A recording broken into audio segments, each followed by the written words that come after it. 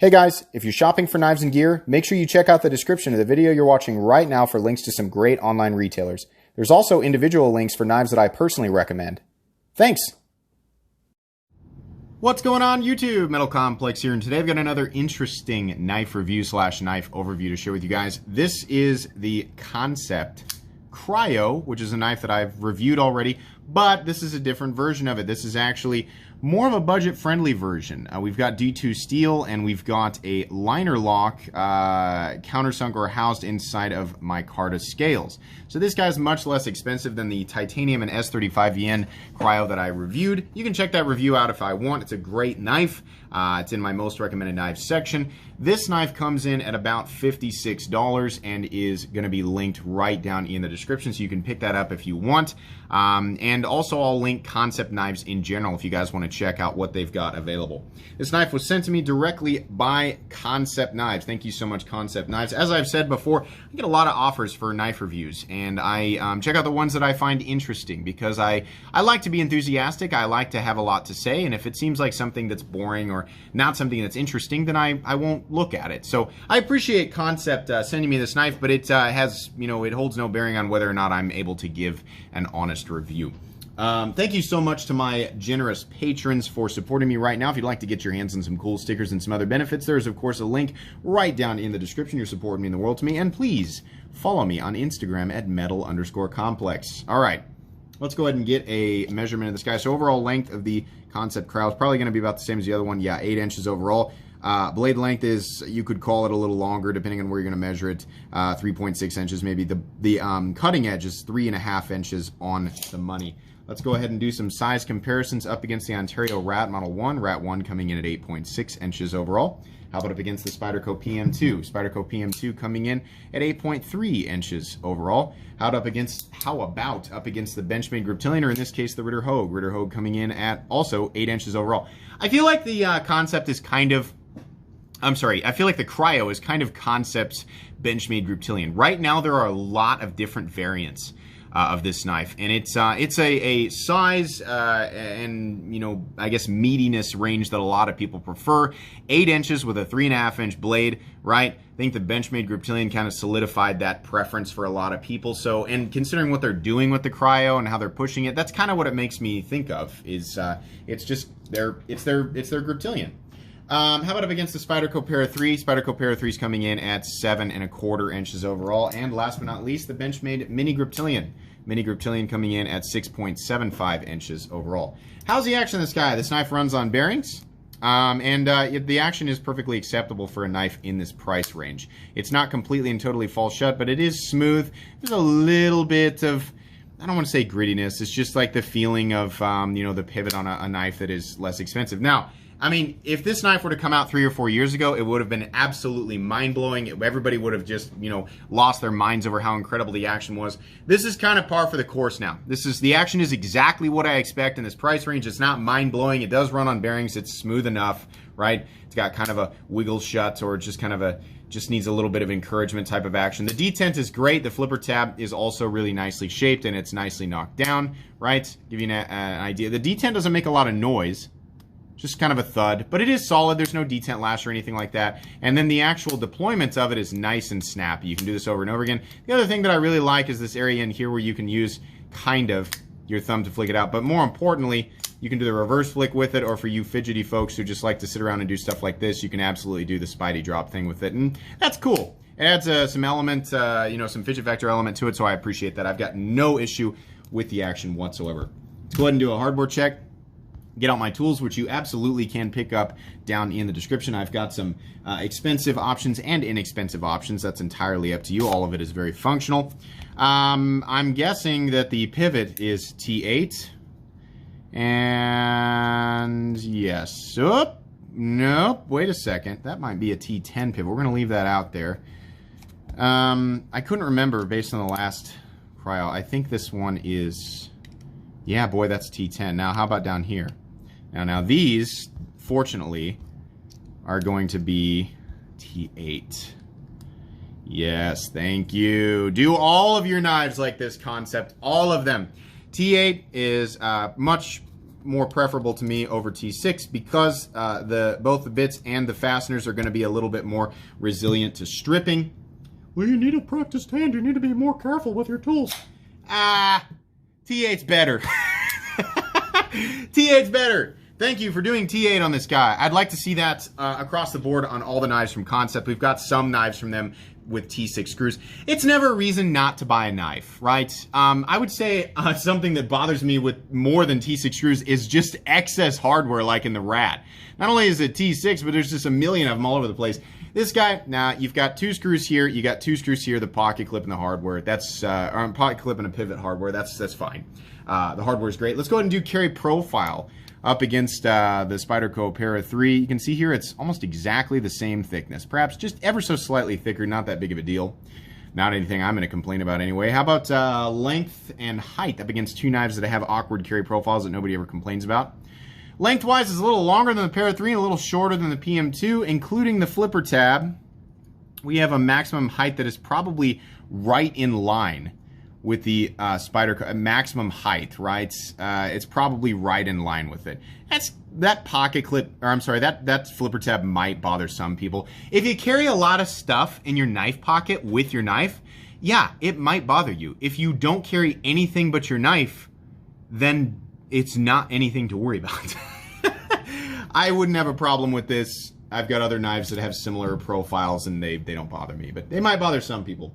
Let's take a look at the inside. You can pick up my flashlight right down in the description as well. We have countersunk steel liners nested inside of the Micarta. That's something that I always appreciate on a budget knife because usually what we see in a budget knife is something like this. Full steel liners underneath another scale. This is gonna, if you're trying to achieve the similar dimensions, it's gonna achieve a form that weighs a little bit less, which is gonna be preferable for a lot of people.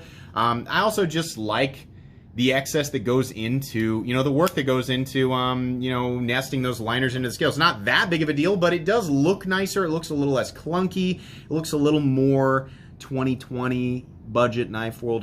It just looks better. I like that. The blade stock thickness, let's measure that. I want to say that the blade stock is probably 145 thousandths. That's my guess. I don't know why I like to guess before I measure it. I just do. Okay, 135 thousandths. All right, so it's right there in that nice medium range, right? It's robust enough, but not super thick. It'll still yield a good cutting edge. We'll talk about that here in a sec. Weight on this guy, Micarta and steel. Steel that's nested in the Micarta. 3.92 ounces. That's fine. It's a little over the ounce and inch mark. It's under the 4 ounce mark. For those of you who go by one of those.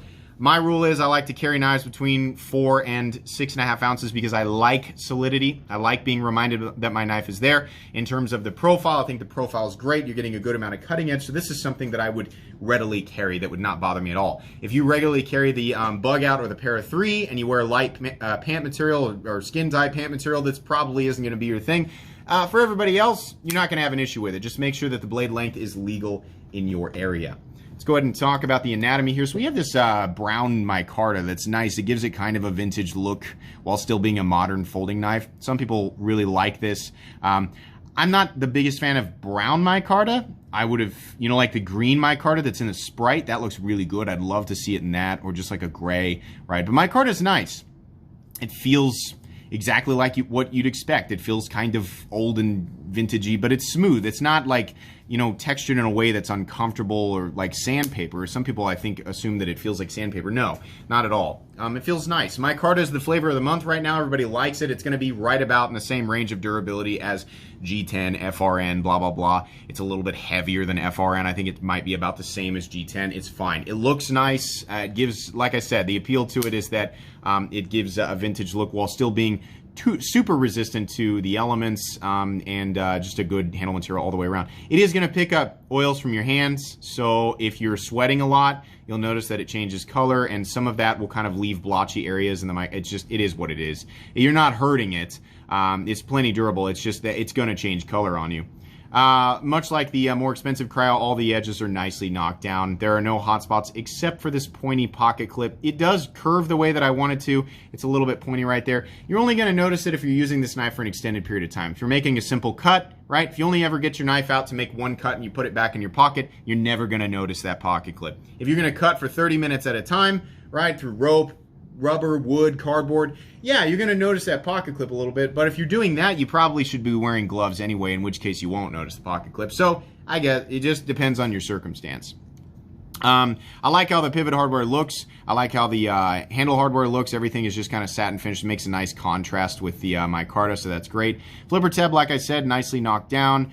Great shape. Nice disengagement, no double clutch. It's easy. This knife is very easy to fidget with.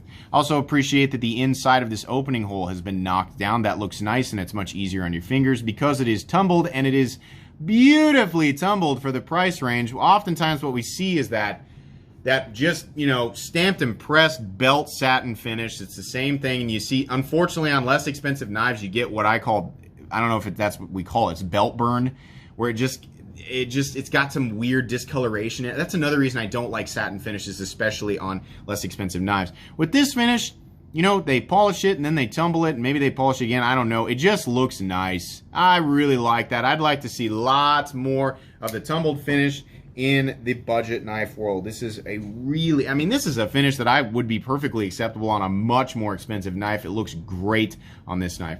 Lots of, you know, functional jimping up here, and ergonomically this thing is just excellent. It's nothing that we haven't seen in the knife world before. It's just kind of a straightforward profile, but man, it melts into the hand and it just feels good. This thing is ready to go. You're going to be comfortable, you know, using this knife in pretty much any circumstance, and that's great. The blade is a drop point blade. It's got a nice swedge up here. We've got a flat that carries out about 60% the length of the blade. Reasonable durability carried out to the tip. You're going to be able to perform your puncture task just fine. There's plenty of material out here in terms of height, though, so I wouldn't worry too much about durability. This thing is made out of D2 steel. Where does it? There it is. D2 steel. D2 steel is perfectly acceptable. This is the ingot form of D2. Not quite stainless. Plenty of edge retention. Plenty of toughness. Not the funnest thing in the world to sharpen, but it'll do. And I mean, D2 is perfectly acceptable. It's not the newest, greatest, craziest thing, but it's perfectly acceptable in this price range. The blade looks great all the way around, and honestly, it gets fairly thin down here, so you're going to have a decently well-performing, if you're big into the whole, like, how slicey is it, it'll do pretty well. And there's nothing in the cutting path, so that's nice. As per usual, we have the Kansept logo right here. We have some odd serial number of some sort beside D2. Then it says Kim Ning. This is a Kim Ning design, and this is one of the head designers that moved from Kaiser to Kansept. We've seen a lot of good from Kim Ning, and this is just another example of that. And then it says Cryo right there. Kim Ning, I can understand the name on there. Designer wanting to make sure their name's on it. D2, I can understand it. The logo for the company, I understand it. The serial number and the word Cryo does not need to be on there. Maybe they have a rule about that. Maybe they have to put the serial number on there. The Cryo doesn't need to be on there. In any case, they do keep it mostly out of the way, so it's on there, and you get to, you know, like if the knife is sitting like this, the only thing you can see is the logo for the brand, and that's fine. That's acceptable. I don't have a problem with that at all. The blade is great. The cutting bevel is the same on both sides. We don't have any wonkiness or anything like that. For those of you wondering, are you detecting a recurve? Almost, just so slight. I don't know what Kansept's thing is with recurves, but they really like they really like their knives to have recurves. Maybe it's an illusion. Maybe it really is perfectly straight. It just seems like there's just a slight recurve on this thing. That's fine. It's not enough of a recurve that's going to bother you while sharpening. It's not enough of a recurve that's going to affect performance in almost any way. So if there is a recurve, I'm not sure why it's on there, but whatever. It's fine. Moving on here, we've already kind of talked about this side.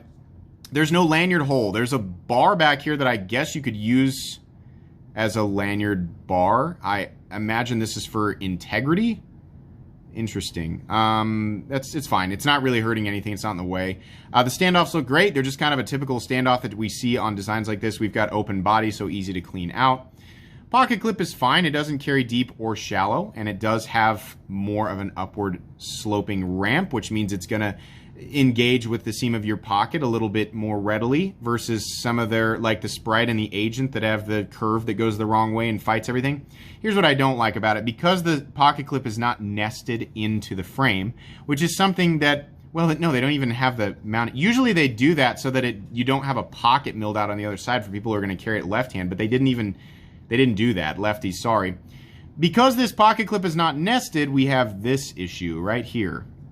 I've noted or talked about that on CGRB, some older CGRB knives. If you're gonna do a pocket clip with 2 screws, like, I mean, honestly, pocket clips in general, unless they've got like 4 screws holding them in a very, you know, it's like really wide, or at least 3, kind of like this. On the rat, the clip is sitting on top of the liner, but it doesn't move because of the way that they've got, you know, they've got 3 screws in there and it's wide, right? We've got these screws holding it in a vertical fashion, and there's just not enough holding it in place where it can move. Now, obviously, the remedy here is to simply tighten it down, which I'm actually going to do on camera to demonstrate what I'm talking about. Let's just grab this one. So we're just going to tighten these down just a little bit. And yeah, they did get just a little bit loose, right? And now we have a pocket clip that is not moving as readily. If it's nested, it's not going to move at all. But the problem is that the pocket clip screws will probably just, they'll still back out a little bit, so you still have to check them. It's just something that, it just feels sloppy to me. It looks and feels sloppy when it moves. I don't like. I think the pocket clip should have been nested, especially considering you don't even have the issue of what some people consider to be an aesthetic eyesore on the other side when they have the other slot milled out. It's not even here. So just mill a slot for this and make it easier. But the position of it's fine. It's a little bit pokey. The pocket clip is just like a simple, you know, it's just a simple cutout or stamped clip. It's steel. It'll do the job. It's just, it's nothing crazy. It goes well enough along with the design. It's whatever. The biggest issue I have with it is that it's a little pokey and it's not nested. Whatever. Not a reason to not buy the knife. Access to the liner lock is great. This is dipped a little lower than this side, so it'll always be accessible. The knife is locking up at something like, that's a liner lock, so maybe 35 to 40%. The blade is centered right on the dot, and we have no blade play up, down, left, or right. We also have an internal stop pin that is connected to the blade, so it actually contacts the countersunk liners underneath. And that's great for mitigating pressure away from the pivot. That's actually a preferable stop pin thing or type. That's something that I really like to see. There's a lot of nice features on this knife. Again, the countersunk steel liners, the tumbling and the knocking down of all the corners on the blade, fit and finish all the way around is great. I mean, this has a lot of what, you know, used to not be something that you could expect from the budget knife world. And on top of that, it's using micarta. And on top of that, it is, in my opinion, aesthetically pleasing. It is ergonomic.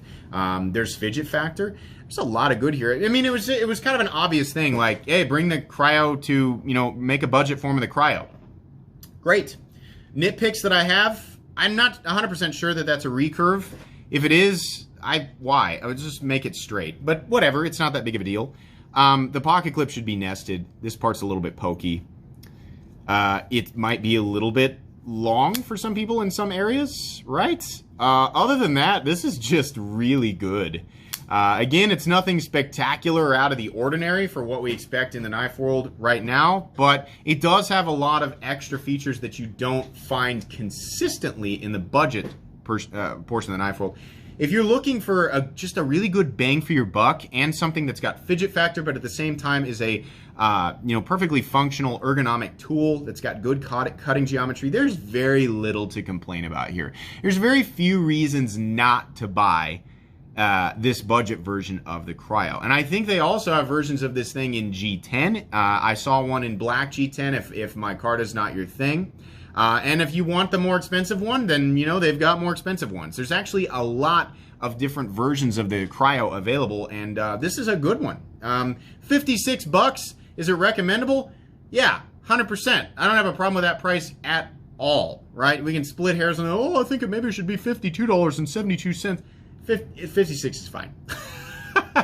I think people who pick this up will be plenty happy with it, absolutely. This knife is made in China. Once again, I understand people have reservations about that, but We're all free-thinking individuals. It's your money. Spend it how you want. Buy what makes you happy, or buy what fits within your budget, right? Oftentimes, budget knives are made in China. But again, questions of quality, fit and finish, things like that. Are they present? Yes. Do they make sense for the price range? Yes. This is a good tool. It'll be going on 2 playlists. It'll be going on my most recommended knives playlist and also my cheap knives that I like playlist, which is a playlist that only consists of less expensive knives, because I definitely review a lot of expensive stuff on this channel. Thanks again, Kansept, for sending this knife along. I think that's going to be pretty much it, guys. Make sure to follow me on Instagram at metal_complex. If you enjoyed this video, please leave a like. If you'd like to check out my other content, I do, of course, have lots of videos of knives that are either expensive or inexpensive that I do or don't like, so check those out. And if you enjoy all my content, go ahead and click on that Metal Complex logo right there and subscribe, because there's definitely more coming. Thanks again for watching, everybody, and have a great day.